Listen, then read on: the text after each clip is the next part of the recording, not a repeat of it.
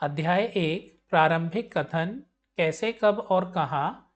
Notes और सारांश। कक्षा 8 के लिए इतिहास की पाठ्यपुस्तक सामाजिक विज्ञान हमारे अतीत 3। परिचय। इतिहास केवल तारीखों का संग्रह नहीं है, यह समय के साथ होने वाले बदलावों और उन बदलावों के कारणों को समझने का विज्ञान है। इतिहास हमें बताता है कि अतीत में चीजें किस तरह थीं और वे आज किस रूप में बदल गईं। रोजमर्रा की चीजें जैसे चाय पीने की आदत, रेलवे का आना या अखबार का प्रसार, ये सब इतिहास के प्रश्न हैं, क्योंकि वे समय के साथ धीरे धीरे विकसित हुए। तारीखें कितनी महत्वपूर्ण होती हैं। मुख्य बिंदु। तारीखें इतिहास को व्यवस्थित करने में मदद करती हैं, पर इतिहास सिर्फ तारीखें नहीं हैं। कुछ घटनाएं निश्चित दिनांक पर घटती हैं, जैसे युद्ध, ताजपोशी, पर कई प्रक्रियाएं लंबी अवधि में धीरे धीरे होती हैं, जैसे चाय पीने की आदत का फैलना। इसलिए इतिहासकार कभी कभी अवधियां चुनते हैं, एक अनुमानित समय सीमा जिसमें बदलाव स्पष्ट दिखने लगते हैं। उदाहरण।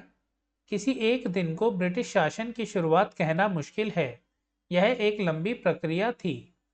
युद्धों और शासकों के जीवन क्रम पर आधारित इतिहास में तारीखों का ज्यादा जोर होता है।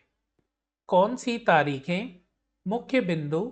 किसी तारीख को महत्वपूर्ण बनाते हैं, हम किस घटना को महत्वपूर्ण मानते हैं। इतिहास के विषय बदलने पर महत्वपूर्ण तारीखें भी बदल सकती हैं। पारंपरिक ब्रिटिश इतिहास में गवर्नर जनरलों के कार्यकाल को केंद्र में रखा गया, पर सामाजिक आर्थिक इतिहास में अन्य तिथियां और घटनाएं महत्वपूर्ण बनती हैं। नतीजा।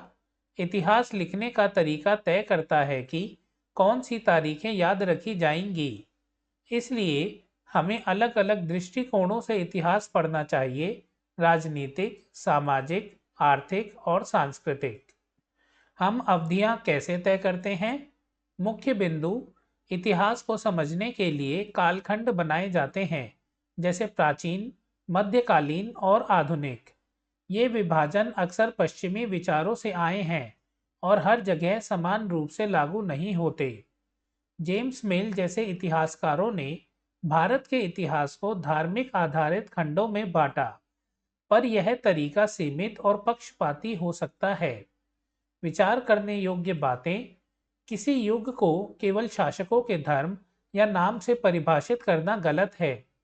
कालखंड चुनते समय समाज, अर्थव्यवस्था, संस्कृति और तकनीकी बदलावों को भी ध्यान में रखना चाहिए।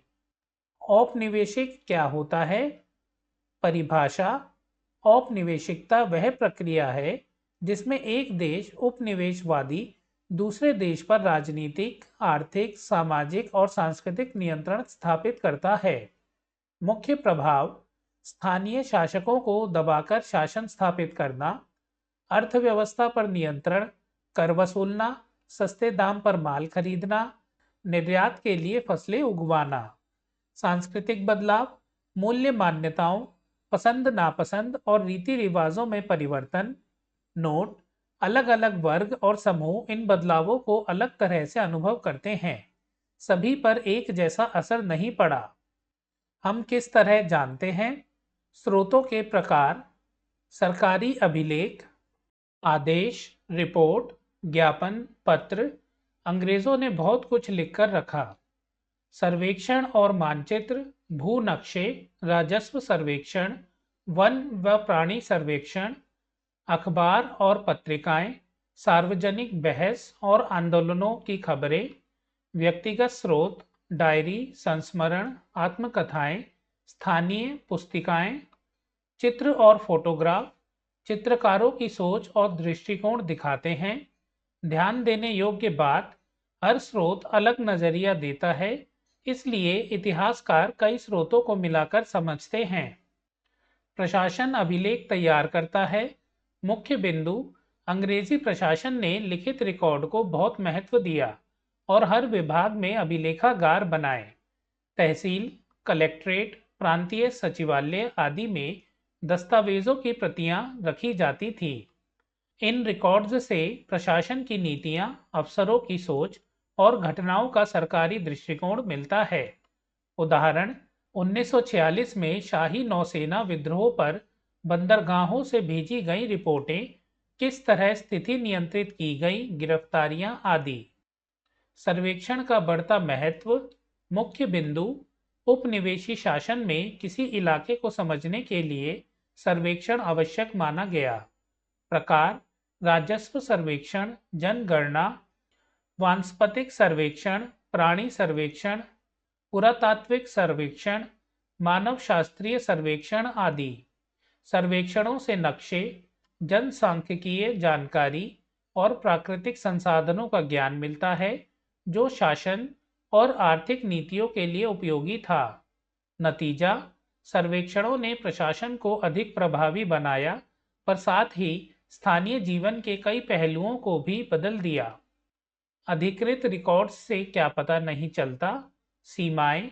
सरकारी रिकॉर्ड्स अक्सर अधिकारियों के दृष्टिकोण को दर्शाते हैं। आम लोगों की भावनाएं और अनुभव कम दिखते हैं। कई समूह, आदिवासी, गरीब किसान, खदान मजदूर, जिनके पास लिखने पढ़ने की सुविधा नहीं थी, उनके अनुभव इन रिकॉर्ड्स में नहीं मिलते। पूरक स्रोतों की जरूरत। डायरी, लोकगीत, लोक कथाएं, स्थानीय स्मृतियां, बाजारों में बिकने वाली लोकप्रिय पुस्तिकाएं और मौखिक परंपराएं इनकी कमी पूरी करती हैं। अखबारों और नेताओं के लेखों से सार्वजनिक बहस का पता चलता है, पर वे भी पढ़ने लिखने वालों तक सीमित थे। सारांश, इतिहास तारीखों का ही नहीं, बल्कि समय के साथ होने वाले बदलावों और उनके कारणों का अध्ययन है। तारीखें उपयोगी हैं, पर हर ऐतिहासिक प्रक्रिया की शुरुआत और अंत को एक निश्चित दिन पर बांधना संभव नहीं होता। कौन सी तारीखें महत्वपूर्ण हैं? यह इस बात पर निर्भर करता है कि हम किस तरह का इतिहास लिख रहे हैं, राजनीतिक, सामाजिक या आर्थिक। कालखंड बनाना समझने में मदद करता है, पर पश्चिमी विचारों से आए कुछ विभाजन हर जगह उपयुक्त नहीं होते। औपनिवेशिकता ने राजनीतिक, आर्थिक और सांस्कृतिक रूप से गहरा प्रभाव डाला, पर यह प्रभाव सभी पर समान नहीं था। इतिहासकारों के पास स्रोतों का बड़ा भंडार है। सरकारी अभिलेख, सर्वेक्षण, अखबार और व्यक्तिगत दस्तावेज, पर हर स्रोत की अपनी सीमाएं हैं। इसलिए कई प्रकार के स्रोतों को मिलाकर ही सटीक और समग्र इतिहास लिखा जा सकता है। दोस्तों, इसी के साथ अध्याय 1 प्रारंभिक कथन कैसे, कब और कहाँ के नोट्स और सारांश यहाँ समाप्त होते हैं। इससे जुड़े सभी प्रश्नोत्तर हम अलग से एक वीडियो में करेंगे। अगर आपको वीडियो अच्छी लगे तो इसे लाइक, हाइप कीजिए और साथ ही चैनल को सब्सक्राइब और बेल आइकन भी दबाइए, ताकि नए वीडियोस के नोटिफिकेशन आपको मिलते रहें। मिलते हैं नेक्स्ट वीडियो में। वीडियो देखने के लिए आपका धन्यवाद।